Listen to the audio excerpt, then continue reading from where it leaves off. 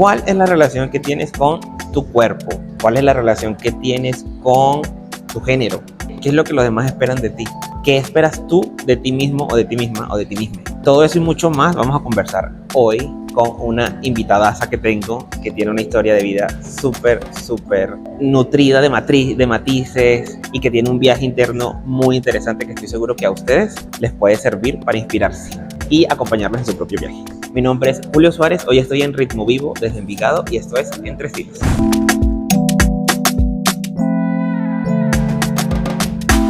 Hola, bienvenidos a otro encuentro en Entre Estilos, este espacio donde conversamos sobre historias de vida a partir de cómo nos relacionamos con la indumentaria, con la ropa y vamos creando nuestra identidad a partir de eso. Hoy es de esos episodios especiales para mí, personalmente, porque voy a conversar con alguien a quien aprecio mucho, a quien quiero mucho, una persona que me parece que tiene una historia de vida bastante interesante y bueno, ya la irán a descubrir.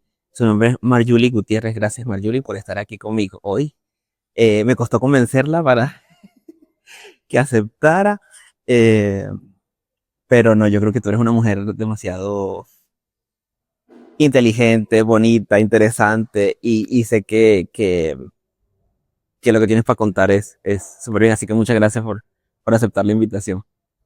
Bueno, no, pues gracias por aceptarme tú a mí porque pues fue como que vi tu historia y yo dije, pues sabes que para mí esto es un reto a nivel personal por mi misma situación de autoimagen, pues que más adelante de pronto podría, pues ya conversamos del tema, pero sabes que para mí todo lo que tenga que ver con cámaras, todo lo que tenga que ver con imagen, con fotografía, incluso con la misma ropa, representan un reto y dije, pues bueno, ya que está la oportunidad y ya que en muchas otras ocasiones habíamos quedado como que se iba a dar, no se iba a dar y terminó por darse, pues lanzarme y gracias como por sí decirme dale, vamos. Y bueno, aquí estamos. Aquí estamos. Bueno, nosotros nos conocimos trabajando juntos, aparte de un canal de televisión que también es crear imagen, ¿no? Y, y cuando yo estaba planificando a lanzarme a hacer esto ya oficialmente, así como formalmente, pues, cuando dejé la idea de grabar con diseñadores y conversar con seres humanos comunes y corrientes mortales como yo dije con quién puedo conversar. Y bueno, con mis amigos siempre tengo las conversaciones más intensas, más interesantes, más filosóficas y existenciales. Y contigo, bueno, creo que toda nuestra amistad ha sido a base de ese tipo de conversaciones intensas, ¿cierto? Bueno, ya para entrar en materia. Primero es como que Marjuli, ¿qué hace? ¿Quién es? ¿A qué se dedica? O sea, como preséntate primero como antes de entrar en la historia propiamente. Bueno, Marjuli antes del que hace, empezaría como con el quién soy, que ha sido este último año, creo que de mis 35 años de vida, es más el reto más grande como de autodescubrimiento. Y me he dado cuenta pues de que soy una persona que está apenas atravesando esa fase como de conocerse.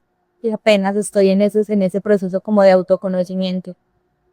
En ese proceso como de aceptación, que por eso ese mismo proceso de aceptación fue que dije, listo, bueno, si soy coherente y estoy trabajando esto, pues entonces tengo que asumir retos dentro de ese proceso de coherencia. Eh, He tenido este último año pues todo un proceso de autoconocimiento mucho como a nivel de espiritual, sabes que todo lo espiritual y todo lo holístico a mí me encanta y me ha llevado como a trabajar ciertos elementos que damos por sentado hoy en día y es como la autocompasión. El año pasado, como te había comentado en algún momento, pasé por un proceso con un diagnóstico de salud mental que ha sido, no sé, transformador, por llamarlo de otra, por no llamarlo de otra forma. Entonces he estado, creo que en este momento soy una persona que está en proceso de autoconocerse y en proceso de hacer las paces, sobre todo conmigo misma, con mi cuerpo, como con mi ser integral.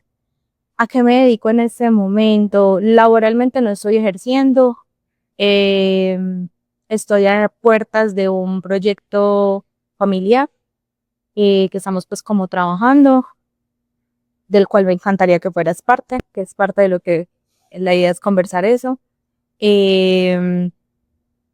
Laboralmente pues en este momento no estoy 100%, este último año he estado 100% enfocada.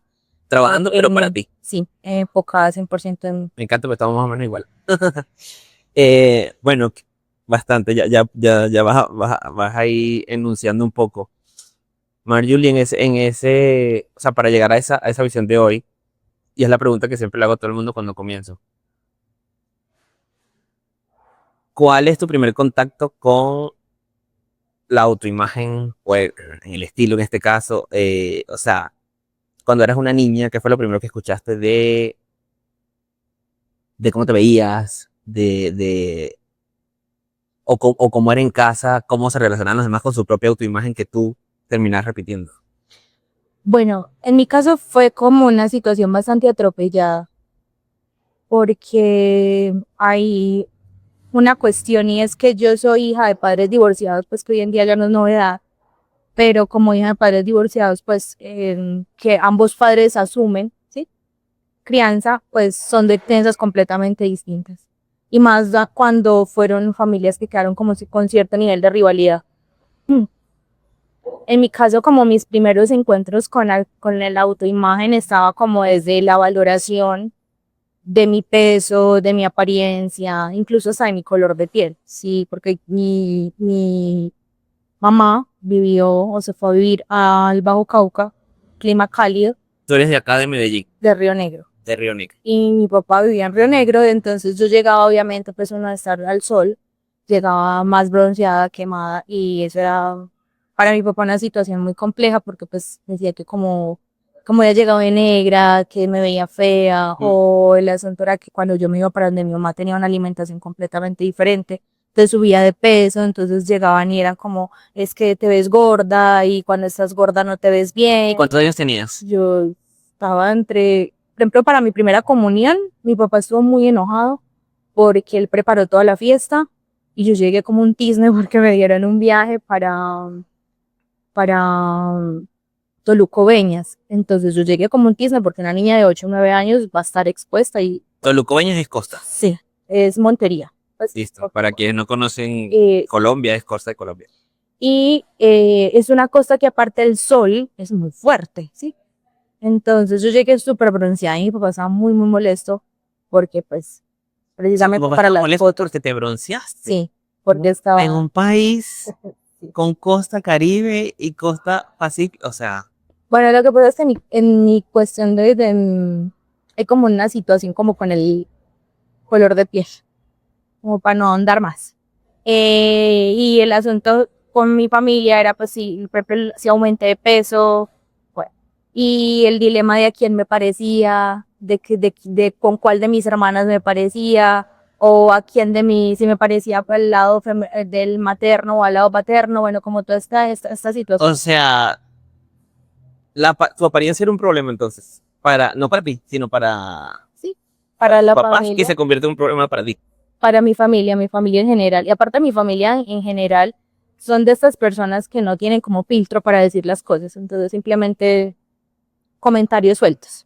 Y dentro de mi familia, yo siendo la mayor, en ese primer encuentro con lo que es la parte de vestir, nosotros somos 4 mujeres, pero en ese entonces, pues que dentro de mis recuerdos todavía no había nacido la menor, nos trataban de vestir iguales, como, no sé, pues lo que aplica como en gemelos. Entonces era como la misma camisa, pero los colores variaban. Recuerdo mucho una camisa blanca, o yo, sabes que no me gusta el azul para vestir, sabes que no me gusta el rojo para vestir, y era una camisa blanca y el centro tenía un cosito azul y las mangas eran azules, entonces ya la de mi otra hermana era verde y la de la otra era rosada, entonces ellos nos vestían como así, como desde esa forma. Y el encuentro conmigo con la ropa fue como desde la necesidad de vestir, ¿sí? No desde el gusto, no desde esto combina, no desde esto te queda bonito, sino como desde la necesidad de vestir, porque mi papá nos llevaba a nosotros a la plaza en Río Negro, la plaza de mercado, no sé si, pues algunos, y lo general es que uno en una plaza que son muchísimos locales, y en ese caso ni siquiera locales, sino como negocios uno al lado del otro, y mi papá era como, bueno, tenía el lugar donde le gustaba ir, y nos llevaba a nosotros, aquí en Colombia se suele comprar ropa diciembres y cumpleaños, pues o fechas como especiales, sobre todo diciembre, recuerdo, y nos llevaban, y a nosotros incluso nos vestían ahí mismo, o sea, todo el mundo pasando y nos cambiaban y nos vestían, y entonces era, bueno, esta en talla tal, esta en talla tal. Dios bendito. Y al inicio era como, O sea, era una cosa súper mecanizada, no había disfrute, o sea, no, o sea, hay que comprar ropa, y era un tedio. era como ir para el mercado, o sea, a hacer o sea, en el supermercado, ir a Y era buscar. súper tedioso para mi papá porque se veía que a mi papá le molestaba, o sea, se sentía maluco y se sentía tedioso como salir del paso, salir de eso porque había que... Y ahí estando tus papás separados. Sí, mi papá se separó desde los 2 años, yo no tengo memoria ni O sea, tu papá estaba cumpliendo con la necesidad de cubrirte, comprar ropa. de comprar ropa. O De- sea, literalmente la estaba cumpliendo porque, ok, sí, ok. entonces no hay como una imagen en donde yo diga, yo he visto o hay ciertas cosas, yo vengo a tener memoria de ciertas prendas que me empiezan a gustar. Cuando entro como en mi preadolescencia, recuerdo mucho un pantalón blanco de corduroy, en ese entonces botacampana que me gustaba mucho, pero como ciertas prendas, como una falda muy bonita que entonces me gustaba también mucho, pero no era como hoy en día que el outfits, que no, eran como dentro, como que corrí con la suerte que dentro de la ropa que se compró, ciertas prendas me gustaran. Y ya uno obviamente va creciendo y va como siendo un poquito más consciente y va como tirando a escoger, tampoco sin tener pues como muchas opciones. Y pues ese fue como mi encuentro principal o primario. Ya después la ropa se convirtió como en cómo tapo mis complejos, ¿cierto? Entonces al inicio era, bueno, listo, me he visto, no sé qué. Yo creo que ahí todos nos podemos, ¿cómo se llama? Sentir en resonancia contigo porque complejos que otros nos ponen, ¿no? No autoimpuestos, sino complejos que otros nos ponen. Y estoy a preguntar, bueno, ya nos contaste tu infancia bastante, o sea, empezamos mal la relación con tu imagen, pero ¿cómo se vive esa adolescencia? Sobre todo que uno cuando está adolescente es como está como más vulnerable, está más existencialista porque sientes emociones distintas, tu cuerpo está cambiando. O mejor dicho, ¿cómo se ve la relación con tu cuerpo a partir de esa base que sentaron tus criadores? Bueno, en mi adolescencia, como era muy delgada, muy delgada, entonces recibía como ese reconocimiento por parte de mi familia paterna de que me veía bonita por estar delgada, ¿cierto?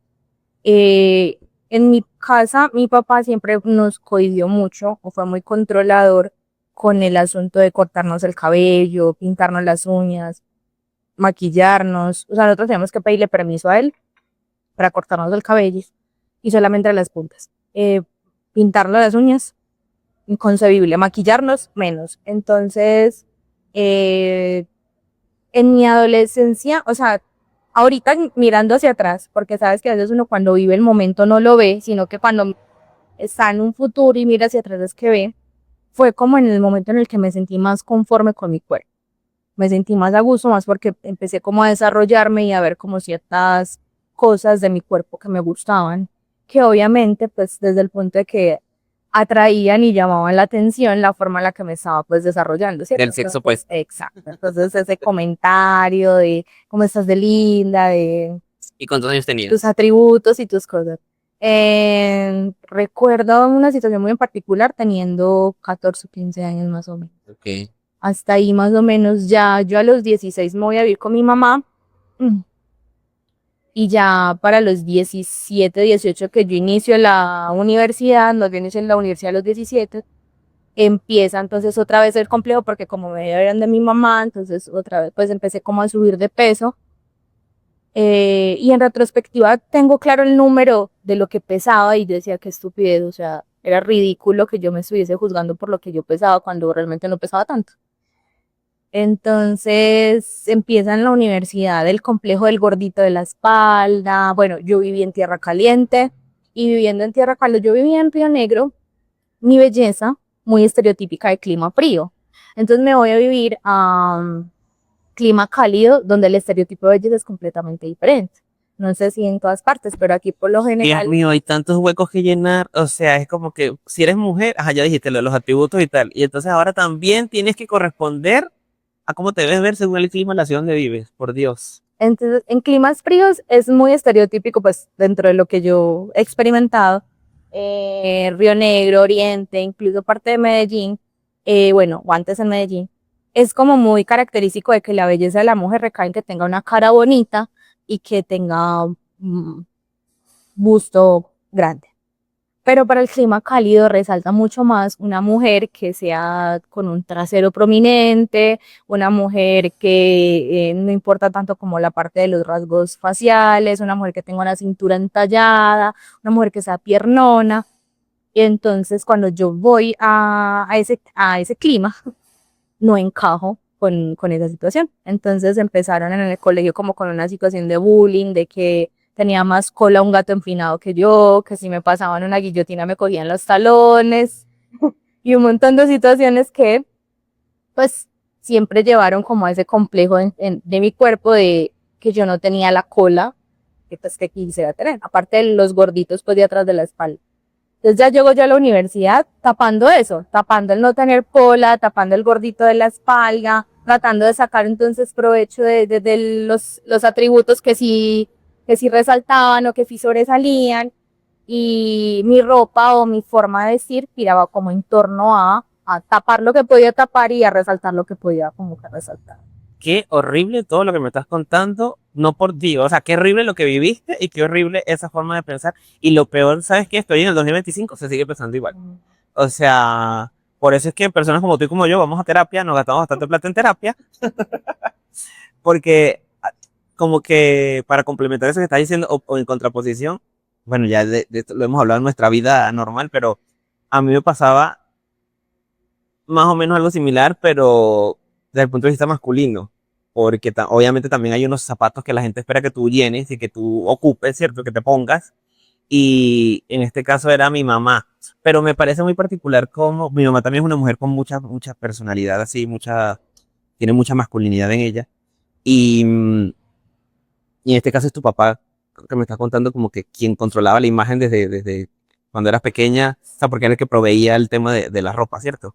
Em, y me acuerdo que mi mamá era como que no te puedes comprar estos zapatos, no te puedes comprar esta ropa, eso no, o sea, yo siempre desde pequeño sí tuve como un interés por la imagen en general. Por eso es que me gusta la fotografía y el cine y todo, pero era como que mi propia imagen, obviamente, pues es la que más me interesa. Y yo siempre era curioso, y me puedo probar esto, y me puedo probar lo otro, y era como que no, eso no, eso no. Igual siempre preguntaba, y yo me acuerdo que yo, sobre todo en la adolescencia, fue muy duro porque, aparte mi mamá es súper conservadora, o mi familia es súper conservadora, y a mí me gustaba el rock, por ejemplo. Y entonces era como que mi hijo no va a vestirse como un rockero. Lo peor del caso es que lo veo ahora y es como que el estilo rockero es como tan X. O sea, es como tan sencillo, quiero decir, pues como tan... No es una cosa así que salen con un zapato en la cabeza, sino es como que, ajá, todo es como hasta muy uniforme. Y me acuerdo que mi mamá era como que no. Y fue así como muy tajante y también era como que, no, es que un hombre, entonces mi mamá es una mujer como muy elegante, ¿sabes? Entonces era como que yo quería que su hijo fuese igual a ella, entonces como que un hombre tiene que, el zapato tiene que estar pulcro y no sé qué, y todo tiene que ser de marca cara y tal. Y por mucho tiempo yo pensé eso y yo tenía, no sé, menos de 20 años y parecía un señor, ¿sabes? Era como, o tenía esos gustos así y todavía me cuesta como lidiar con eso.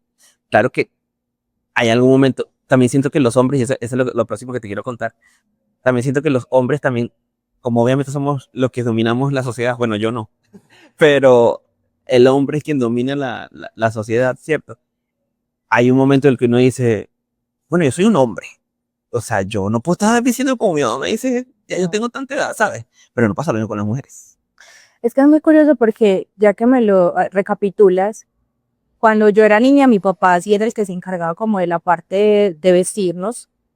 Eh, como te digo, pero como porque hay necesidad de vestir ropa para cubrirse y como muy acorde a lo que en ese momento estaba de moda. Entonces en ese momento estaba de moda el pantalón así, entonces muestran los pantalones así.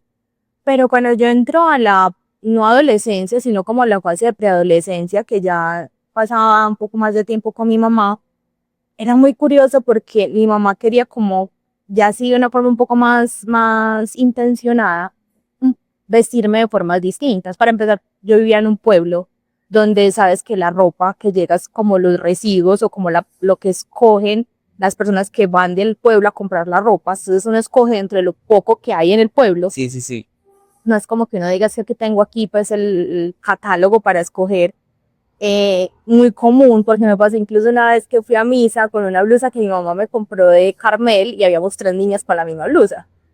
Pero mi mamá ya empezó con una situación como un poquito ya más por ejemplo, recuerdo una experiencia de un vestido azul que yo me sentía muy incómoda porque no estaba primero acostumbrada a usar vestidos menos ceñidos y menos con el escote en el pecho, y como que ya mi mamá era como, pero ponte una blusa donde se te vea el abdomen, o ponte una blusa o una faldita o algo así. Ya era como una situación como ya, O sea, te cambió la seña por completo con tu papá. sí, pero también era como que la forma en la que ella veía para mí era como incómodo, porque yo no estaba, aparte pues de que ya había como ciertos disgustos o no sé llamarlos como complejos. Entonces era como que dentro de las propuestas de mi mamá era como sentirme expuesta a esos complejos, ¿cierto? Como que si el abdomen, que si la falda corta, que si el vestido ajustado, que entonces resaltaba más aunque no tenía más trasero. Claro, Entonces era claro. como, y también como desde un punto como más como más sexy, como más de vestirte ya no tan como niña, sino ya pues como cuando ya empiezan a entrar en la adolescencia, que la ropa es como más, no sé si llamarlo provocativa, no sé si ya hablarlo como en términos de sexualizada, no sé cuál sea como el término pues a la situación. Pero ya entraba en esas otras situaciones y yo me sentía como incómoda, que sentía como algo forzado dentro de lo que mi papá siempre era como todo súper recatado, como te digo, si está para cortarse el cabello había que pedirle permiso. Entonces sí fue como que en mi vida siempre marcó mucho como que ambas personas o ambas padres tuvieran dos formas completamente diferentes de, de guiar, de criar. Entonces para mí siempre fue como muy conflictivo saber quién ser y cómo ser dependiendo de donde yo estuviera. Entonces, por el clima, por el lugar, porque si era papá, porque si era mamá, porque si eran estilos de crianza, por lo que fuese. O sea, entonces yo siempre sentía como que yo estaba dividida en dos y me costaba mucho saber como quién tenía que ser yo o cuál iba a ser mi imagen o mi comportamiento dependiendo del lugar en el que yo estuviese. Wow. O sea, sabes que me cuentas todo eso y me reafirmas porque yo quise empezar a conversar sobre la ropa así. Porque la ropa es una herramienta, o yo he descubierto en la ropa una herramienta muy poderosa de transformación personal, sin terapia, sin escuchar podcast, sin nada, ¿sabes? Como que yo mismo probando y conociéndome. eh, y nosotros nunca tenemos un solo cuerpo. O sea, nosotros habitamos este cuerpo, pero este cuerpo pues ha sido muchos cuerpos, ¿cierto? Entonces, la ropa ha acompañado cada uno y seguirá acompañando cada uno de esos cuerpos cuando envejezcamos. Entraremos en otras etapas, ¿cierto? La andropausia, la menopausia, o sea, todo el contexto social y todos los pensamientos que hay alrededor del envejecimiento y todo eso, ¿cierto?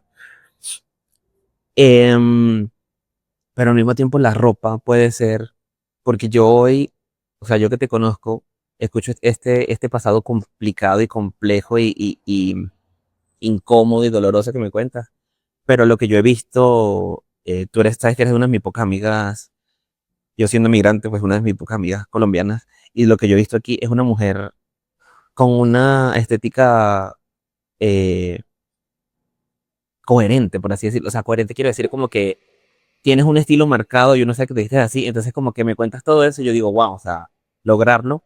Entonces, mi siguiente pregunta sería, en el hoy, o cuál es el punto de inflexión que te trae hasta el hoy de, bueno, ok, ya mamá me pasó lo que me iba a pasar con su, bien o mal, con sus con su educación, ya papá también lo cumplió, ya eres una mujer, o sea, ¿en qué momento? Yo sé que tú sientes que estás como lidiando con la autoimagen todo el tiempo, pero desde afuera se ve como que sí hay. O sea, ¿en qué momento sí empiezas como a coger el toro por los cuernos? Bueno, hay una situación y es que toda esa experiencia termina como uniéndose a mi diagnóstico de salud mental. Yo el año pasado fui diagnosticada con trastorno límite de la personalidad, y uno de los criterios dentro de este proceso es la parte de la autoimagen, ¿cierto? La parte de sentir que uno no tiene claridad de quién es, de cómo se ve, de cómo se proyecta, de su autoestima. Y aunque el diagnóstico apenas llegó el año pasado, toda mi vida yo sentí como que, y eso lo hemos conversado, que yo toda la vida sentí como que yo no encajaba, que algo pasaba, que siempre fui considerada más sensible, siempre fui considerada que todo me dolía, que entonces desde muy pequeña ya empecé como esa búsqueda de por qué yo soy así, qué es lo que pasa en mí y entonces cómo ven el mundo los demás, si no lo ven como yo lo veo, si no lo sienten como yo lo siento, entonces cómo lo ven, para que ellos me estén catalogando, me estén diciendo que yo soy no sensible. Entonces desde mi adolescencia yo empecé como toda esa búsqueda, yo empecé con ayuda psicológica, no funcionó para nada. Aparte de que a mí me tocó pues en una época donde todavía el asunto de salud mental no estaba muy reconocido, no estaba, o sea, solamente están como los extremos, como una persona esquizofrénica, qué sé yo, y una persona que tuviese ansiedad no era Y eran reconocida. los loquitos. Exacto. Y no era reconocida como un tema lo suficientemente urgente o lo suficientemente importante. O si no era un tema religioso, es un demonio, está endemoniado, una maldición, una cosa así. O es un desagradecido, ¿cómo es posible que tiene todo en la vida y entonces no, cómo es posible que esté deprimido si tiene todo en la vida, cómo es posible que se sienta ansioso y no sea capaz de salir si lo tiene todo? Entonces, cuando yo empiezo ese autodescubrimiento, porque para empezar veo que la psicología no me ayudó para nada, empiezo yo a buscar, sabes que yo soy de las que no me quedo con nada, yo todo lo busco y descubro que tengo ansiedad. Es el primer pasito como que yo, carajos, tengo ansiedad. Cuando descubro todo esto, empiezo a hacer un trabajo, es que yo llevo muchísimos años en esto y cada vez como que voy descubriendo más cosas y van saliendo más matices, pero empiezo a hacer como un trabajo de cuáles son esos detonantes para mí que me llevan a tener ansiedad. Y en la medida en la que yo empiezo a tener un control de, primero identificar y reconocer qué es lo que estoy viviendo, qué es lo que estoy pasando, cuáles son mis detonantes y cómo transito eso, empiezo como a tomar como el control y las riendas de mi vida. A eso se suma que mis padres, papá de crianza con mi mamá biológica se separan, entonces básicamente me toca a mí coger las riendas, bueno, dejar la universidad, entonces básicamente poner los pies en la tierra y decir, amiga, a trabajar, cosa que nunca me permitieron hacer. Entonces, en el momento en el que yo empiezo como a ser independiente, pero no solamente independiente desde la parte económica que yo empiezo a trabajar, sino como que también independiente dentro de mi forma de pensar y mi búsqueda y mi hallazgo de yo quiero saber por qué yo, desde que empiezo como a reconocer y aceptar de que tengo mis particularidades, de que no desde un mal punto yo soy así y empieza como ese proceso de autoaceptación. Yo incluso, yo pasé por un proceso quirúrgico, pues yo me operé, yo me hice una lipotransferencia y ahora yo me siento muy a gusto con la colita que tengo. Entonces, lo hice incluso y lo pensé mucho antes de hacerlo porque todo el mundo piensa que uno se opera o que uno hace una cirugía estética por los demás y yo decía es que yo no lo quiero hacer por los demás, yo tengo muy claro que lo que tengo en mi cerebro, yo tengo muy claro cuál es mi valía, yo lo quiero hacer por sentirme bien conmigo misma, yo lo quiero hacer como para afrontar, si tengo la oportunidad de modificar eso y afrontar y soltar uno de mis complejos que era precisamente eso, ¿por qué no hacerlo?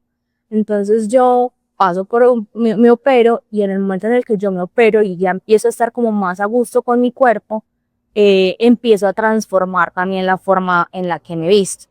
Dentro del trastorno del límite de la personalidad hay otro criterio que es como la dismorfia corporal, que lo hemos conversado en varias ocasiones y es como mi situación. Toda mi vida he tenido y espero que ya está como más a raya, pero una situación en la que yo siento que siempre estoy luchando con mi peso, de que no me, y tú sabes, y lo has visto a la forma de vestir, que si esto, cómo me veo. Entonces yo soy de las personas que me he hecho muchísimo daño, le he hecho muchísimo daño a mi cuerpo, porque yo he tomado todas las pastillas que tú pienses, todas las que se te puedan ocurrir para adelgazar. Pasé por una cirugía, aunque la cirugía la verdad no me arrepiento porque me gustó. Pero le he hecho muchísimo daño a mi cuerpo tratando como de encajar en ese imaginario que si nos vamos atrás de la conversación, ¿de dónde salió? De que en mi casa, mi familia me dijeron, es que te ves más linda cuando estás delgada. Entonces en mí está, en ese momento, como que esa lucha en no puedo subir de peso. Entonces, sumaba a eso que yo no recibo el sol, odio quemarme, bueno, son como cosas que, residuos que quedan ahí, que ahorita los hago mucho más conscientes y que han sido parte de lo que les estaba contando al inicio, de este año de autoconocimiento y de trabajo, de aceptación que me llevan hoy a, por ejemplo, ser más consciente de que yo no me he visto de forma diferente al resto de la gente, pero sabes que siempre me ha gustado tener como algo, alguna cosita que sea rarita, que sea particular, que sea diferente dentro de lo que encaja en la normalidad. Siempre me ha gustado como aportar o tener en mí como ese elemento diferenciador que diga es que esta soy yo y no vas a encontrar otra persona que esté completamente igual a como soy yo. Pero lo he adquirido creo que como con el tiempo, como con la paciencia, como con el autoconocimiento. A veces lo que me ha ayudado precisamente a eso, la aceptación y la compasión conmigo misma, sobre todo este último año, que ya soy consciente de dónde viene, por qué viene y ya poderlo trabajar. Estoy amando esta conversación tanto por todo lo que dices. Tantas cosas. Primero cómo normalizamos este montón de, o sea, lo que me di, el color de piel, el peso ideal, los atributos que la mujer tiene que resaltar. O sea, la sexualización o la hipersexualización de las mujeres. Recibir comentarios que nadie está pidiendo, ¿cierto? De sobre tu peso, porque uno no va preguntándole por ahí, ay señora, disculpe, ¿usted le parece que estoy gordo? O sea, nadie está preguntando eso, nadie está pendiente de eso. Y es como que, y aún así vivir la vida, y aún así sacar la fuerza para decir, bueno, o sea, ok, la gente ha dicho todo eso y tal, pero yo igual, yo sé que no quiero ser uno más del montón. O sea, yo sé que no quiero estar uniformado. Y en el caso de las mujeres, como se les exige más, aunque no, está bien. Yo, me dicen todo eso y tal, pero yo quiero igual hacer lo que llaman el statement, tener mi statement o tener algo que me diferencie, como me acabas de decir. Y eso es lo que me parece valiente. De nuevo te agradezco por compartir todo esto que me estás contando. Eh, y eso me llevaría a preguntarte, ¿tú no crees también que hay una presión? Estamos en Medellín y Medellín en los últimos años ha tomado, o sea, cuando yo llegué a Medellín no tenía como que el protagonismo, el tema del reggaetón y la música urbana como hoy. Estaba como en eso. Aparte, estamos viviendo un proceso de gentrificación bastante grande. Hay mucha gente extranjera y no extranjeros como yo, porque yo soy sudaca también, ¿sabes? O sea, como que soy de aquí, sino personas de Europa, personas de Estados Unidos. Y, y obviamente como esa gente viene como moneda dura, pues obviamente todo se pone a disposición de ellos. En un país donde la desigualdad social ya existe de por sí. Y bueno, Colombia no es cualquier país de Latinoamérica. Todos los países son importantes, obviamente, pero hay unos países que tienen unas narrativas distintas, ¿cierto? Entonces Colombia se conoce por el café y se conoce por las cosas malucas también. Hoy siento que, bueno, se conoce mucho más las playas, qué sé yo, tal. Pero todo este tema del reggaetón y todo este tema de la capital del género urbano ahora también pone mucho el foco sobre la mujer. Teniendo a una persona como Karol G, que ya es una diva del pop internacional, ¿cierto? Y Karol G tiene un cuerpo y tal. De hecho, tiene esta nota que se llama Latina, no sé qué, soy latina, algo así. Esa presión, ¿cómo se siente?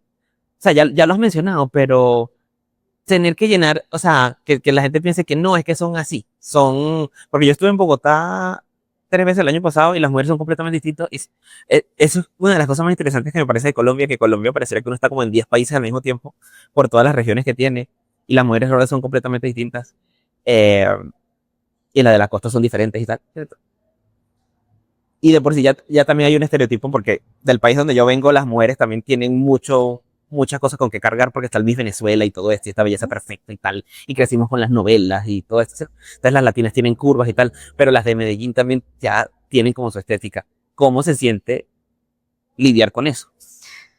Es que compartiendo y partiendo de lo que estás diciendo, por ejemplo, yo te hablo de Río Negro y te hablo del Bajo Cauca y ambos están en Antioquia, o sea, ni siquiera estamos saliendo de Antioquia como para decirte que los estereotipos o sí, estereotipos de belleza entre un lugar y el otro son completamente diferentes. Entonces, ¿qué sucede? Que yo siento que ni siquiera se puede como catalogar o no sé si la palabra sea como encasillar, ni siquiera por la ciudad, sino también como por no sé si el gremio o el espacio en el que tú te muevas, ¿cierto? Por ejemplo, si nos vamos al asunto de los extranjeros y el asunto de estas personas que vienen sobre todo extranjeras, no quiero decir como, Los gringos, chica, bueno, los gringos, aquí lo okay, puedes decir. vienen con una imagen de una objetivización sexual de la mujer, ¿cierto? Entonces ya hay como un estereotipo de cómo se debe de ver esa mujer para ese cliente, para ese público objeto, ¿cierto? Sin embargo, si tú ya, por ejemplo, te comunicas o ya, por ejemplo, tú te mueves más en el gremio, yo creo que tú estás partido como a la mitad, de si te mueves en el gremio de, por ejemplo, en mi caso, que es la parte administrativa, pues el estereotipo de la mujer igual sigue siendo una mujer bonita, una mujer también con cierta forma de vestirse, pero ya empieza como a tener un poquito más de importancia también lo que piense o la información que tenga en su cabeza. Yo creo que tú estás partida de la mitad porque pues grabas a mujeres así súper guau, pero también requieres de trabajar con mujeres autónomas, capaces y que pues no todo esa o no todo recae sobre su apariencia física. Entonces yo creo que no solo, o sea, el lugar también suma, pero también depende mucho como del círculo en el que te muevas. ¿Qué es lo que sucede?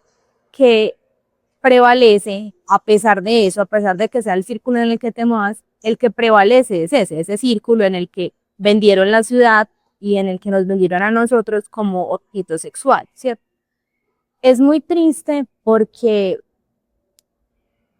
para donde tú te muevas, para donde tú estés, sientes la mirada como cuando una persona lo están perfilando de 1 a 10, en qué Claro. caja, ¿cierto? Entonces tú sales y tú te mueves incluso hasta para ir a la tienda, lo he sentido.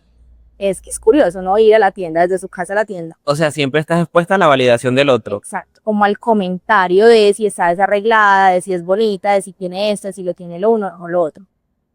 Y siento que en Medellín particularmente, que es caso contrario a lo que pasa con Bogotá, que es que siento yo que en Bogotá hay más o ha prevalecido más, no sé si el término o la palabra correcta sea como la parte de la cultura, como la parte de la educación, como la parte de la intelectual, donde entonces el asunto de yo me he visto a gusto, cómodo y no Sí. está como ese peso, mientras que aquí como nos han vendido es desde la parte de la imagen, entonces nos catalogan y nos venden y nos cosifican y nos sexualizan y el valor de nosotras recae sobre nuestro físico.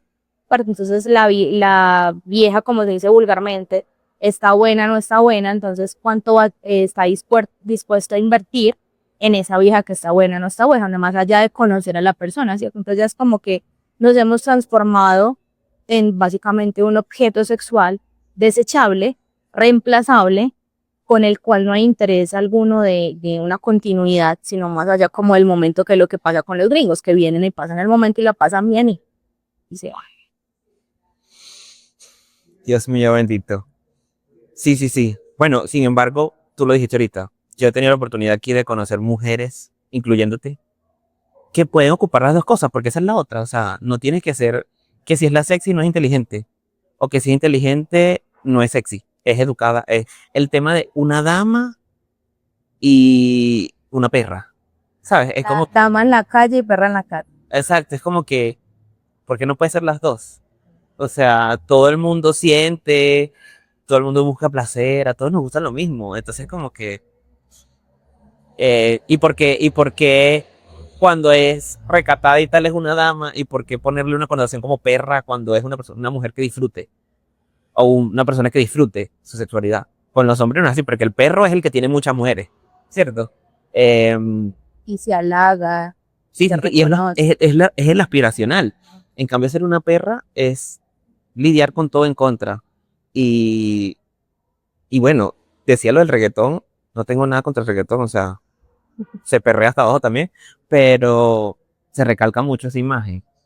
Y el reggaetón tiene un montón de años ya y se sigue recalcando esa imagen. Entonces, a mí me gusta que yo he conocido aquí y quisiera traer a muchas más mujeres, así como tú aquí, a conversar conmigo.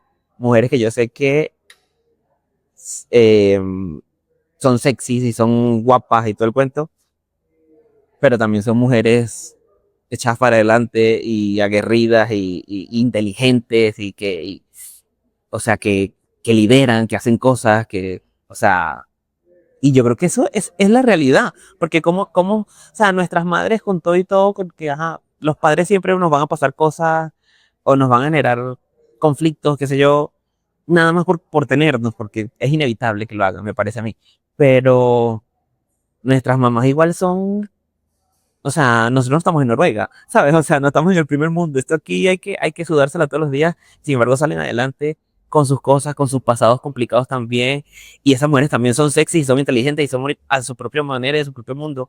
Entonces, todas esas cosas a mí, y por eso es que me gusta estas conversaciones, porque demuestra que las personas sí pueden ser, las personas somos tridimensionales, o sea, tenemos más capas. Bueno, por tiempo ya tenemos que ir cerrando. Me gustaría que, o sea, yo estoy seguro que historias como la tuya es más común de lo que quisiéramos. ¿Qué podrías decirle a alguien, sobre todo a la gente joven, más joven que nosotros, que también somos jóvenes, pero más joven? Em, Sobre todo a las chicas, que palabras que puedan acompañarlas cuando se ven en el espejo y no se encuentran. Bueno, es complejo porque pues lastimosamente es algo más normal y más común. Y no solamente a nivel social, sino también en nuestro funcionamiento natural. Nosotras somos mujeres cíclicas y tenemos unos cambios hormonales y por ende van a haber días en los que no nos vamos a amigar y no nos vamos a sentir bien. Eh, a mí particularmente lo que me ha llevado es, primero, ser muy paciente conmigo misma, o sea, ser como muy paciente, tenerme paciencia, ser muy consciente también en el momento en el que estado estoy, ¿cierto? Porque entonces si yo sé, por ejemplo, que estoy en mi periodo menstrual y me voy a mirar al espejo y me salió el barrito, pues no voy a ser mi mejor amiga de pronto en ese momento. Entonces es como hacer un paneo antes de yo siquiera lanzar una mala palabra para mí misma, como hacer un paneo antes de en qué situación estoy, ¿cierto? Para saber si esa palabra que va a salir de mí realmente la siento, realmente hace parte de lo que yo pienso o simplemente es como parte de las circunstancias. Ejemplo, yo hoy me miro al espejo y digo, ¿cómo estás de gorda? Claro, pero es que el día anterior tuve una reunión con mi familia y me dijeron que estaba muy gorda. Entonces, finalmente, esa palabra no viene de mí, viene del reflejo y de mi malestar de la reunión que tuve el día anterior. Ujú. O si estoy en mis días de que estoy más hinchada. Entonces, como que antes de, porque la palabra tiene poder. Y si yo me repito una y otra vez la misma situación, a veces de forma tan inconsciente, tan automatizada, de que yo no analizo de dónde viene el pensamiento, de dónde viene la palabra, pues entonces eso es lo que empiezo a sentir y a hacer y a proyectar. Entonces, lo que a mí me ha funcionado muchísimo es mirarme con muchísima autocompasión, con muchísima paciencia y hacer ese paneo antes de siquiera decir o verbalizar algo, una palabra no incorrecta, no inadecuada, pues Juicio. no, sí, exacto, o una palabra que de pronto tenga para mí una connotación negativa, porque las palabras son palabras, pero de pronto una palabra que tenga para mí una connotación negativa. Primero revisar de dónde viene y ya entonces sí corresponde soltarlo, porque pues, por ejemplo, en mi caso yo decidí no vincularme con muchas personas de mi familia porque no puedo transformar a esas personas, entonces, ¿qué elijo? Me alejo, o si es mío, ¿cómo lo transformo? ¿Cómo lo trabajo? ¿Cómo, qué puedo hacer yo para que esa palabra se suavice, ese pensamiento se suavice y llegues al punto no de, es que así de ese amor idealista, positivista, es que yo me amo, no, pero sí es de la aceptación, de bueno, de reconocer que debo agradecerle a este cuerpo que estoy en este plano, que estoy viviendo esa experiencia, y si puedo cambiar algo, cómo lo puedo cambiar, y si no, pues reconocerlo y aceptarlo. Pues esa es como la invitación, porque hoy en día nos hemos perdido o queremos todo como de manera instantánea y automática, y queremos las respuestas y que las respuestas no los ven los otros cuando las respuestas están y parten desde nosotros mismos. Entonces es como esa invitación a ese autoconocimiento. Les juro, llevo desde los 16 años, tengo 35 y todavía queda mucho camino por transitar. Entonces siempre es algo del día a día, pero como bueno, quiero trabajar, por ejemplo, el año pasado, mi propósito del año pasado era ser mi mejor amiga y trabajé muchísimo en eso, en hablarme bien, en transformarme, en hacer ese paneo, en pensar de dónde viene lo que estoy pensando, de dónde viene la palabra, de dónde viene lo que estoy sintiendo.